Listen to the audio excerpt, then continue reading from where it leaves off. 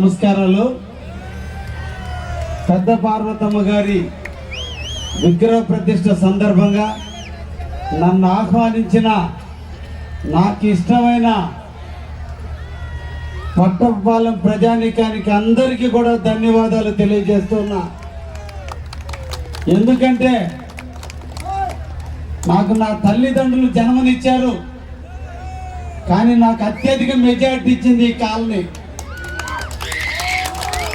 అది ఎప్పటికీ నేను మర్చిపోను.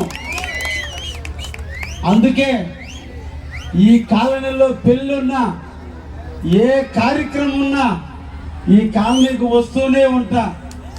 ఎందుకంటే నన్ను అంత అత్యధిక మెజారిటీ ఇచ్చారు మీరు.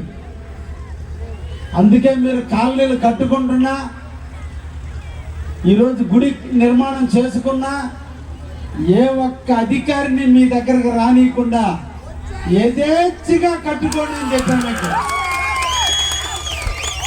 ఇప్పుడే మా కాపులు స్తంభాలు కావాలని చెప్పారు. రేపే స్తంభాలు కూడా రేపే అధికారులకు చెప్తానని చెప్పా. ఈ సందర్భంగా మీరు గుడి కట్టించారు. నేను నాకిష్టమైన మత్స్యకారు సోదరులు ఈ 2 నెలల పాటు వేటకు పారు కాబట్టి ఈ 2 నెలలు మా యువత అంతా కూడా ఆనందంగా ఆటపాటలతో ఉంటారు. కాబట్టి నేను కూడా మన నియోజకవర్గానికి సంబంధించినటువంటి వాలీబాల్ టోర్నమెంట్ని అతి తొందరలో తుమ్మలపట్ట రోడ్డు సెంటర్లో ఇక్కడ మనం మీరందరూ కోరుకున్న దగ్గర సాయంత్రం 5 గంటల నుంచి నైట్ 10 గంటల వరకు మనకున్నటువంటి 6 పంచాయతీలకు సంబంధించినటువంటి ఒక టోర్నమెంట్ నిర్వహించి మొదటి ప్రైజ్ ₹1,00,000, రెండో ప్రైజ్ 75,000, మూడో ప్రైజ్ 50,000 ఇస్తూ బీచ్ వాలీబాల్ టోర్నమెంట్ను కూడా అతి తొందరలో ఇక్కడ నిర్వహించాలి. ఇంకా ఎక్కువ మంది మన మత్స్యకారు సోదరులతో పరిచయం చేసుకోవాలి, అందరితో నేను కూడా ఇంకా కలవాలి అనేటువంటి ఉద్దేశంతో రాబోయే ఒక 10 రోజుల్లోనే తుమ్మలపెంటలో ఈ టోర్నమెంట్ నిర్వహించాలని కూడా అనుకున్నాం. దీనికి ప్రతి గ్రామానికి ఒక్కొక్క వ్యక్తిని రెడీ చేసి ఒక కమిటీ వేసి ఆ కమిటీ ఆధ్వర్యంలో ఈ టోర్నమెంట్ నిర్వహిస్తామని కూడా ఈ సందర్భంగా ఇక్కడ ఉన్నటువంటి అందరికీ కూడా తెలియజేస్తూ, ఈరోజు తుమ్మలపెంట రోడ్డు పూర్తయింది. ఇంకా కొద్ది ప్యాచ్ వర్క్లు ఉన్నాయి. మళ్ళా ఆ రోడ్డు పైన ఇంకొక తారు రోడ్డు ఇంకా ఇంకొకటి వేయాలి. అది కూడా తొందరలో పూర్తి చేస్తున్నాం.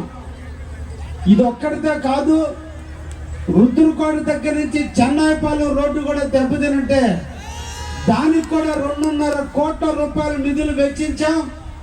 అతి తొందరలో ఆ రోడ్డు కూడా పూర్తి కాబోతుంది. ఎక్కడో చెన్నాయిపాలెం రోడ్డు, ఇక్కడ తుమ్మలపెంట రోడ్డు, ఈ రెండే కాదు, ఇంకొకటి మధ్యలో ఇంకొక రోడ్డు వేస్తే ఇంకా కూడా మా మత్స్యకారు సోదరులు కావలి రావడానికి ఈజీగా ఉంటుందని ఈ రోజున సర్వాయిపాలెంలో ఉన్నటువంటి అల్లిగుడ్డ పాలెం నుంచి కోనేటి వారి పాలెం మీదుగా పెదరాముడి పాలెం వరకు కూడా ఇంకొక రోడ్డు కూడా ₹11.5 కోట్ల నిధులు మంజూరు చేయించా.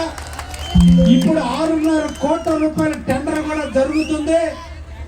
ఒక్క సంవత్సర కాలంలో కావలి పట్టణానికి కొత్త సత్రం కానించి పెద్దరాముడి పాలెం కానీ లేదా సెంటర్ రామచంద్రపురం కానీ ఈ గ్రామాలన్నీ కూడా వెళ్ళేదానికి ఇంత దూరం తిరిగిపోకుండా ఈ రోడ్డు మీద ట్రాఫిక్ లేకుండా అక్కడ ఒక రోడ్డు వేస్తే 6 కిలోమీటర్ల పొడవుతోనే కావలి టౌన్కి చేరే విధంగా కూడా ఇంకొక రోడ్డు వేసి మా మత్స్యకారుల కళ్ళల్లో ఆనందం కోసం పనిచేస్తున్నానని ఈ సందర్భంగా మీకు అందరికి కూడా తెలియజేస్తున్నా. ఇకపోతే ఇప్పుడే మా సీను రామకృష్ణ పక్కన చెప్తానున్నారు.